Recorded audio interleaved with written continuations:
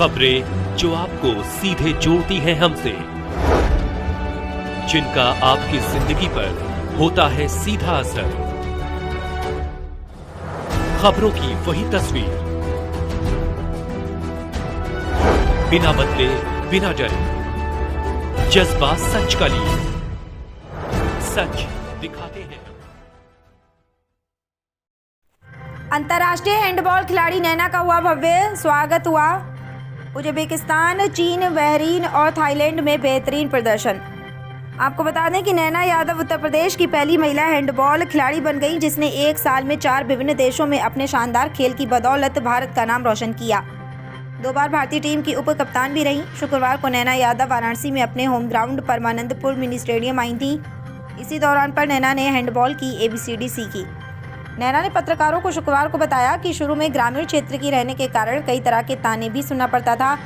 कई बार माता पिता की मार भी खानी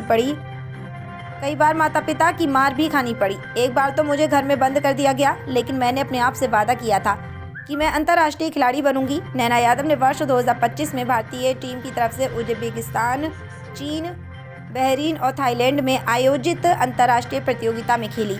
चीन और बहरीन में उप कप्तान भी रही। नैना ने बताया कि भारत महिला हैंडबॉल में नया पावर हाउस बन रहा है। अभी एशिया में हम तेजी से आगे बढ़ रहे हैं। आपको बता दें कि भवानीपुर गांव की रहने वाली नैना के पिता रामजी यादव पेशे से राजगीर मिस्त्री हैं। नैना का हर कदम पर साथ देने वाली बड़ी बहन चांदनी ने बताया कि रिश्तेदार और गांव के लोगों का बर्ताव पूरी तरह से बदल गया है। सभी लोग प्रशंसा करते हैं। हमारा भी रिश्ता नैना के घर से है। उत्तर प्रदेश में नैना यादव पहली महिला हैंडबॉल खिलाड़ी हैं, जिसने एक साल में 4 अंतर्राष्ट्रीय प्रतियोगिता में हिस्सा लिया था। वहां पर मौजूद 50 से अधिक हैं बॉल खिलाड़ियों और कॉलेज के प्रधानाचार्य डॉक्टर AK सिंह ने माल्यार्पण कर स्वागत किया। नैना यादव विकास इंटर कॉलेज की क्लास 11 की छात्रा है। हम लोगों के लिए बहुत गौरव का पल है, बहुत खुशी का पल है और एक सभी खिलाड़ियों के लिए खुशी का पल है और एक सीख का पल है कि एक सामान्य परिवार की बालिका ने यह साबित कर दिखाया कि अगर आदमी के अंदर, किसी खिलाड़ी के अंदर जोश, जुनून और जज्बा हो तो वह किसी भी परिस्थिति का सामना करते हुए इस ऊंचाई तक पहुंच सकता है। इन्होंने एक सीख दिया। 4 कंट्री में गेम खेल के वाराणसी विकास इंटर कॉलेज का परचम लहरा के आज बनारस आई है बेटी, क्या कहेंगे इस पर? यह सभी खिलाड़ियों के लिए, देश के लिए एक रिकॉर्ड है कि इतनी कम एज में कक्षा 11 की बालिका और 4 देशों से खेल करके आई है। ये अपने आप में बहुत गर्व की बात है।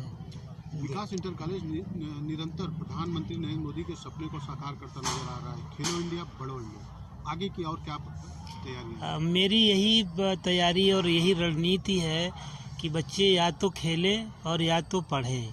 जिनका पढ़ने में मन नहीं लगता वो खेल करके आगे बढ़े। दोनों में जॉब है, दोनों में सरकारी नौकरियां हैं। बल्कि हमें तो लगता है कि पढ़ाई से ज़्यादा खेल में सम्मान भी है और पैसा भी है। तो बच्चे अपनी ऊर्जा को सही जगह खर्च करें, या तो किताबों में खर्च करें और या तो ग्राउंड में खर्च करें, तो निश्चित रूप से रिजल्ट सही आएगा। सर, लास्ट क्वेश्चन बात की जाए तो बहुत सारे या कैसे यहाँ तक ये बात आपने बहुत सही कहा कि तमाम लोग ऐसे हैं जो बच्चों की जानकारी के अभाव में उनको बेवकूफ़ बनाते हैं, ऐसे खेलों में डाल देते हैं जो नॉन ओलंपिक गेम है, जिसे नौकरी नहीं मिलती है, उसमें डाल देते हैं। बच्चों के अंदर जज्बा तो है, प्रतिभा भी है, लेकिन सही प्लेटफॉर्म नहीं मिलता है। हम लोग यही कोशिश करते हैं और प्रयास कर रहे हैं कि ऐसे खिलाड़ी इस कॉलेज से जुड़े, और ये सब निःशुल्क सेवा रहती है कॉलेज की तरफ से। प्रिंसिपल साहब, देखा जाए तो विकास कहेंगे इसमें?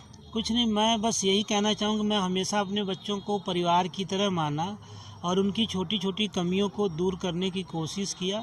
जब छोटी छोटी कमियां दूर हुई तो वो निश्चित रूप से आगे बढ़ेंगे। ठीक उसी तरह से जैसे कोई किसान अपने फसल की देख रेख करता है तो उसकी फसल अच्छी आती है, नहीं देख रेख किया तो ख़राब फसल आती है। ठीक वही चीज़ बच्चों पर लागू होता है। बस फ़र्क ये है कि किसान की फसल कुछ महीने में रिजल्ट देता है और हमारे बच्चे 10 साल, 15 साल, 20 साल में रिजल्ट देते हैं।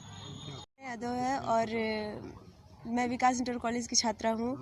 बात की जाए तो आज काशी आगमन हुआ है, और कहाँ से आपने गेम खेल के और इंटरनेशनल गेम खेला है? गेम खेला और बनारस सबसे पहला इंटरनेशनल मैंने चाइना में खेला था, उसके बाद जूनियर इंटरनेशनल मैंने खेला जो कि उज़्बेकिस्तान में हुआ था। उसके बाद मैंने बहरीन में एशियन गेम्स खेला और अब मैं IHF ट्रॉफी खेल के आई हूँ थाईलैंड से। बात की जाए तो कुल कितने दिन का अंतराल था जो ये सब गेमों पूरा कंप्लीट करने में? सबसे पहला ट्रायल मैंने जून में दिया था और उसके बाद से मैं खेलते हुए 4 टूर्नामेंट लगातार मेरा रहा है। उसके बीच में मुझे मुश्किल से 10-15 दिन का बस मौका मिला है। कौन सा खेल खेलते हो? मैं हैंडबॉल। कितने मेडल अब तक जीत चुकी है? स्टेट में तो मेरे 20 से 25 मेडल हो चुके हैं और नेशनल लेवल पे भी मेरे 15 मेडल हो चुके होंगे। बात की जाए तो अब कितने देशों ने उस पार्टिसिपेट किया? लगभग एक टूर्नामेंट में 16 टीमें तो होती ही थी और कुछ टीमें मतलब कुछ जगह पे कुछ टीमें कम होती थी। तो जैसे थाईलैंड में हमारा जब गेम हुआ था तो उसमें सिर्फ 12 टीमें पार्टिसिपेट की थी। हैंडबॉल खेलने की चाहत कहाँ से आई? विकास इंटर कॉलेज में आकर के, क्योंकि मैं जब इस स्कूल में आई तो मैं पढ़ाई के माध्यम से इस स्कूल में आई थी कि मुझे पढ़ना है, पर जब मैं इस स्कूल में आई तो गेम वगैरह देख के मतलब मेरा थोड़ा उत्साह बढ़ा। फिर उसके बाद हमारे principal sir doctor AK Singh sir ने मुझे प्रेरित किया कि तुम हैंडबॉल खेलो और मैं हैंडबॉल उस वक्त से स्टार्ट की और अब मैं यहाँ हूँ। बात की जाए तो युवा खिलाड़ी जो हो उनके लिए क्या संदेश है, क्योंकि एक तरह से आप इंटरनेशनल गेम खेल के बनारस आ रहे हैं? मैं उन सबसे ये कहना चाहूँगी जो जिन्होंने गेम स्टार्ट किया है या फिर जो गेम में है वो बीच रास्ते में मतलब गेम को छोड़ के ना जाए, क्योंकि एक एक कदम आगे बढ़ाने से ही कोई मुकाम हासिल होती है। तो इसलिए खेल में बने रहें। तो आगे क्या इरादा है? मेरा यही इच्छा है कि मैं ओलंपिक के लिए हैंडबॉल को क्वालिफाई करा पाऊँ। कितना सहयोग मिलता है इस स्कूल से, विकास कॉलेज से?